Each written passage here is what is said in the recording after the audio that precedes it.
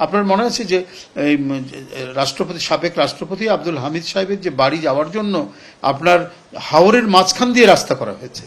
আপনি যদি আপনার শরীরের রক্ত প্রবাহের কোনো জায়গায় যদি আপনি বেঁধে রাখেন তাহলে তো আপনি বাঁচবেন না।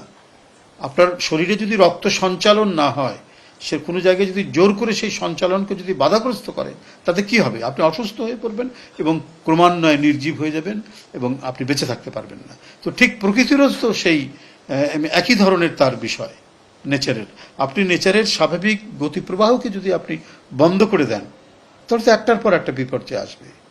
অসময়ে বন্যা হবে এবং সেই বন্যায় ফসলের ক্ষতি হবে, মানুষের ক্ষতি হবে, কত ধরনের ক্ষতি। এই যে আজকে প্রায় 10.5 লক্ষ লোক পানিবন্দী অবস্থায় রয়েছেন, দুর্গত অবস্থায় রয়েছেন, ক্ষতিগ্রস্ত হয়েছেন। প্রায় 52-53 জন লোক ইতিমধ্যে মারা গেছেন এই বন্যায়। এটা সম্পূর্ণরূপে অপরিকল্পিত ব্যবস্থাপনার কারণে হয়েছে। আপনার অপরিকল্পিত যে নগরায়ন, এই অপরিকল্পিত নগরায়নও হচ্ছে পরিবেশ দূষণের একটি অন্যতম শর্ত। কিন্তু সরকার, মানে বিগত সরকার, ফ্যাসিস্ট সরকার যারা জোর করে ক্ষমতায় ছিল 17 বছর, তারা শুধুমাত্র লুটপাটের জন্য, নিজের পকেট ভারী করার জন্য এই অপরিকল্পিত বিভিন্ন ধরনের কর্মসূচি তারা করেছেন, বিভিন্ন ধরনের স্থাপনা তারা করেছেন। হাওরের মাঝ দিয়ে, মধ্যখান দিয়ে রাস্তা তৈরি করা, এখানেই বোঝা যায় যে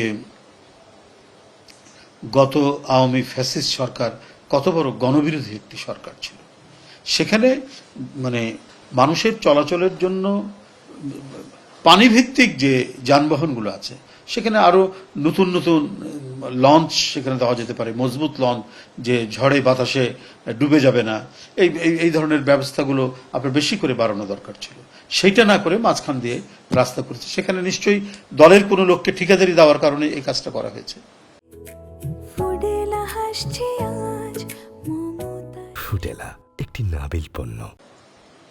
এবং তৎকালীন রাষ্ট্রপতি এবং তৎকালীন যে সরকার, শেখ হাসিনা সরকার, তারা এই কাজটা করতে এবং বিভিন্ন জায়গায় তারা পরিবেশ যাতে বিনষ্ট হয়, পরিবেশ যাতে ধ্বংস হয়। আপনার তো রামপাল বিদ্যুৎ কেন্দ্র জানেন, সমস্ত এক্সপার্টরা বলেছেন, শুধু বিরোধী দল বিরোধিতার জন্য নয়, যে সেখানে কয়লা পুড়িয়ে বিদ্যুৎ উৎপাদন করলে পরে আমাদের যে অক্সিজেন যে সরবরাহ করে, মূল অক্সিজেন আমাদের বেঁচে থাকার যে আমরা যে নিঃশ্বাস নেই, যেটা সরবরাহ করে, সেটা সুন্দরবন, সেই সুন্দরবন ক্ষতিগ্রস্ত হবে। বারবার বলার পরেও সেই ফ্যাসিবাদী সরকার শোনেনি, কারণ তার সাথে একটি বিশেষ দেশের সম্পর্ক থাকার কারণে, তাদেরকে খুশি করার কারণে তিনি এটি জোর করে এটি করলেন। আজকে আমরা দেখছি না খবরের কাগজে সুন্দরবন বিপর্যস্ত হচ্ছে। সুন্দরবনের যত বিচিত্র পাখি, বিভিন্ন প্রাণী, গাছপালা, তারা এটির কারণে নানাভাবেই আজকে সেখান থেকে নির্মূল হয়ে যাচ্ছে, এক্সটিংক্ট হচ্ছে। সুতরাং মানে গণবিরোধী সরকার, তাকে তো জবাবদিহি করতে হয় না।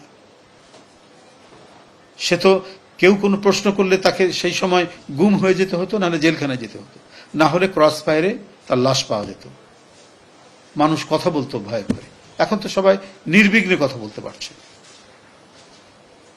সরকারের বিরুদ্ধে কত কথা বলছে যারা বিরোধিতা করছেন, বিরোধী দলের নেতাকর্মীরা। এখন তার কোনো গুমের কথা শোনা যায় না, এখন তো কোনো ক্রস ফায়ারের কথা শোনা যায় না। তো সুতরাং আমি আপনাদের যেটি বলবো সেটি হচ্ছে যে এই যে বন্যার যে প্রকোপ, এই যে টানা অতিবৃষ্টিতে যে আমাদের বৃহত্তর চট্টগ্রাম, সিলেট যেভাবে প্লাবিত হয়েছে, বন্যার্থ মানুষের এই সংকট আমরা কাটিয়ে উঠতে পারবো এবং নিশ্চয় যারা ক্ষতিগ্রস্ত হয়েছেন তারাও যথাযথ পুনর্বাসন তাদের হবে। এবং আমি আপনাদের মাধ্যমে আবারও আমাদের নেতাকর্মী, বাংলাদেশ জাতীয়তাবাদী দল বিএনপি এবং এর সকল অঙ্গ সহযোগী সংগঠনের নেতাকর্মীদেরকে অনুরোধ করব, বিশেষ করে বৃহত্তর চট্টগ্রাম বিভাগ, সিলেট বিভাগের নেতাকর্মী যারা আছেন, বা দেশের প্রত্যেকটি মানুষ, সচ্ছল মানুষ, তারা যাতে এই বন্যা দুর্গতদের সাহায্যার্থে সেখানে ত্রাণ পাঠানোর জন্য তার জন্য সকলে এগিয়ে আসেন, এটা আবারও আপনাদের মাধ্যমে আমি আহ্বান জানাচ্ছি।